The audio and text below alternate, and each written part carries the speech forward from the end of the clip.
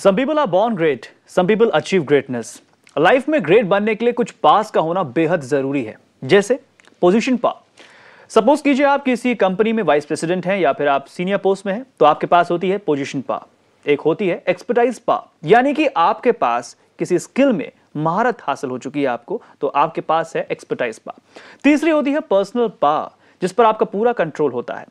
Personal पा से आप लाइफ में सक्सेस हासिल कर सकते हैं, लेकिन यह जानना बेहद जरूरी है कि कैसे हम अपनी पर्सनल पावर को बढ़ा सकते हैं, और आज हम इसी पर बात करेंगे।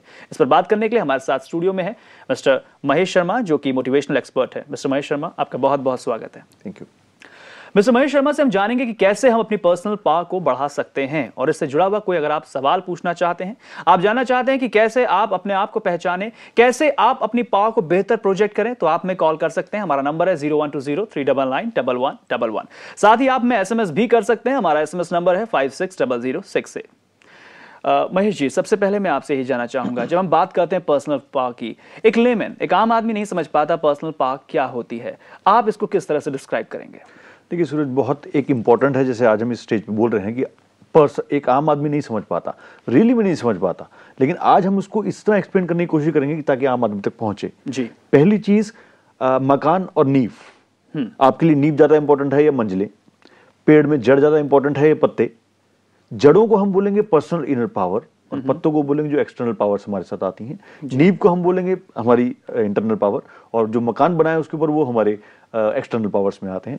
तो लेमैन की लैंग्वेज में समझना चाहें तो इंटरनल पावर वो पावर है जिसपे आपकी एक्सटर्नल पावर्स खड़ी हुई हैं। जी, that's what it's all about. तो पर्सनल पावर वो पावर है जिसके ऊपर बाकी पास खड़ी होती हैं। तो बेहद जरूरी है, जैसा कि ये बात कही जाती है कि बुनियाद जब तक मजबूत नहीं हो सकती, तब तक मकान या इमारत उस पर खड़ी की जाए तो वो कमजोर ही रहेगी। तो पर्सनल पावर को डेवलप कैसे किया जाता है, ये तो हम जानेंगे ही, लेकिन सबसे पहले हम ये जानना चाहेंगे आपसे कि ऐसे कौन कौन से कारण होते हैं, कौन कौन से फैक्टर्स होते हैं जब पर्सनल पावर आदमी की कम हो जाती है?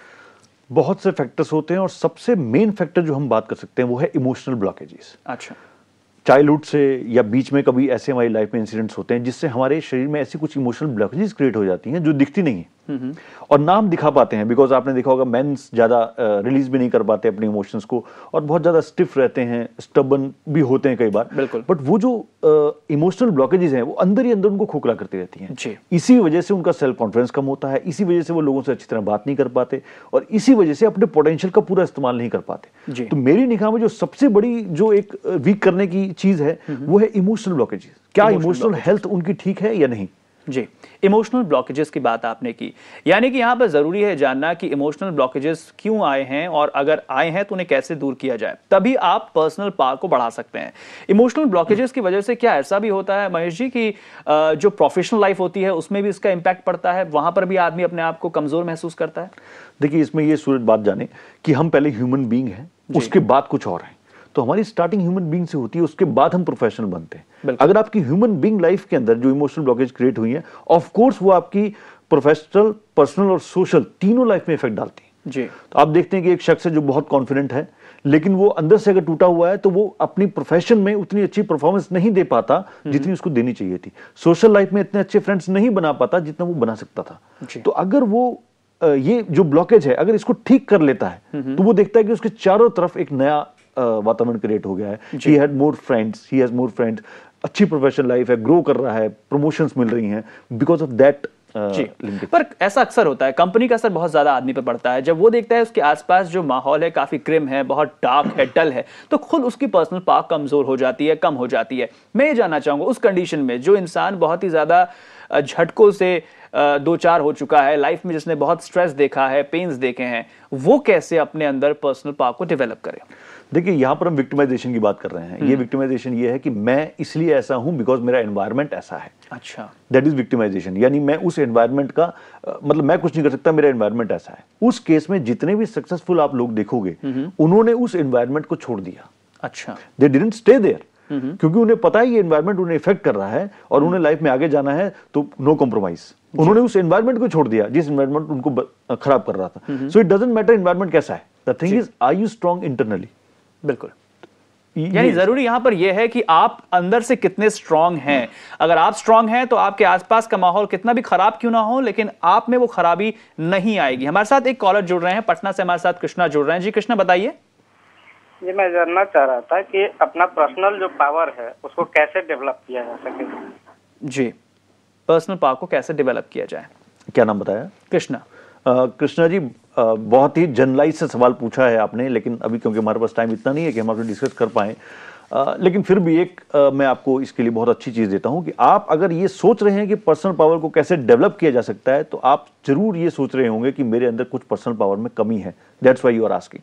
तो आप अपनी एक पेपर उठाइए और उस पर दो साइड पर दो कॉलम बनाइए और दोनों साइड पर एक चीज लिखें, स्ट्रेंथ और वीकनेस, कि आपके अंदर ऐसी कौन सी पावर्स हैं, ऐसी कौन सी चीजें हैं जिस पे आपको गर्व होता है कि ये मेरे अंदर है और लोग इस वजह से मुझे पसंद करते हैं, and this is my power. और सेकंड फेज में आप ये लिखें कि ऐसी कौन सी चीजें हैं जो आपको तंग करती हैं आगे बढ़ने से, this called weakness, weekend. And यहां पर हम कहेंगे एरियाज टू वर्क अपॉन, ऐसे एरिया जहां पर हमें काम करने की जरूरत है। ये दोनों जब आप लिख लेते हैं तब आपके सामने आपका पूरा ब्लूप्रिंट आ जाता है कि आखिर मैं कहां तक जाना चाहता हूं।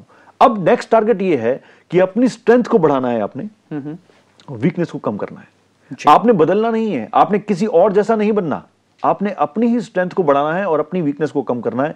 ये जरूर याद रखिए। कई बार हम इसको ना मिस्टेक कर जाते हैं कि we want to be something else.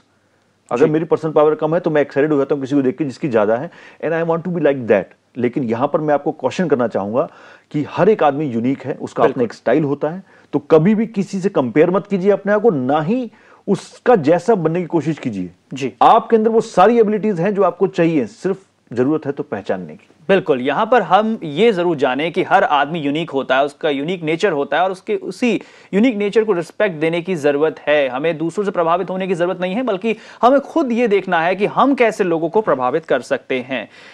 Mahesh ji, मैं आपसे ये जानना चाहूंगा कि आदमी कई बार रिस्क नहीं लेना चाहता लाइफ में, या फिर उसे रिस्क लेने में डर लगता है, तो क्या इसके पीछे भी यही वजह रहती है कि उसकी पर्सनल पावर कम होती है, उसे डर लगता है कि अगर वो किसी बिजनेस में आगे बढ़ता है या फिर कोई नई नौकरी ज्वाइन करता है तो वहां पर उसको तकलीफ हो सकती है। इस डर के चलते कई बार ऐसा भी होता है कुछ हाथ आई अच्छी अपॉर्चुनिटीज भी छूट जाती हैं। देखिए, इसमें दो रीजन हो सकते हैं। पहला रीजन ये हो सकता है कि कुछ ऐसी सर्कमस्टेंसेस बचपन में रही हो जहां से हमारे अंदर वो डर क्रिएट हुआ। कई बार हम हमारे पेरेंट्स से वो डर, हम भी अपने बच्चों को वो डर इनहेरिट कर लेते हैं, इनहेरिट करते हैं।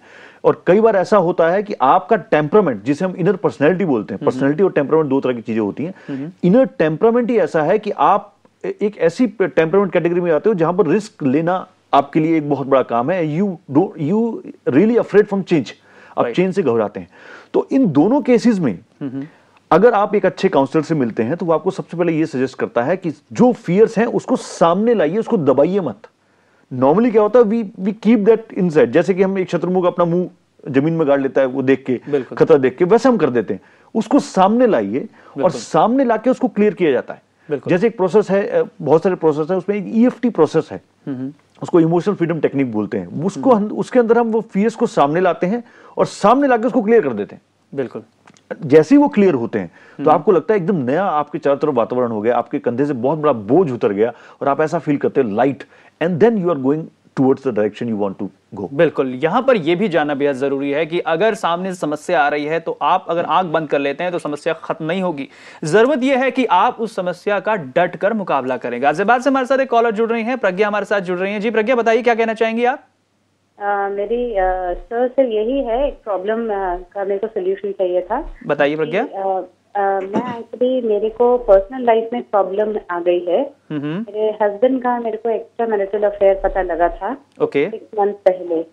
तो अब मैंने, I am trying to cope up with it. मेरे हस्बैंड चाहते हैं कि मैं उन्हें फॉरगिव कर दूं जी, और मैं करना भी चाहती हूँ। कई बार तो मेरे मूड स्विंग्स बहुत होते हैं, कभी तो मैं पॉजिटिव होकर आगे बढ़ती हूँ और कभी मैं सिर्फ नेगेटिव हो जाती हूँ। तो मुझे इंटरनली बहुत वीक लगता है। Though I am a working professional from last 10 years, I am an academician जी, and currently I am on maternity leave. लेकिन मुझे मेरी पर्सनल लाइफ इतनी ज्यादा, जबकि ऐसा मेरे हस्बैंड बहुत रिपेंट भी कर रहे हैं, पर मुझे बार बार उनका पास याद आता है और मेरा प्रेजेंट, मेरी पूरी फैमिली का, मेरे बच्चे भी सफर करते हैं। जी प्रज्ञा, आप बिल्कुल परेशान मत होइए। एक छोटे से ब्रेक के लिए हम यहाँ पर रुक रहे हैं, लेकिन ब्रेक के बाद हम इस पर बात करेंगे कैसे आप इस सिचुएशन से डील कर सकती हैं। आप बने रहिए हमारे साथ, फौरन हाजिर होते हैं।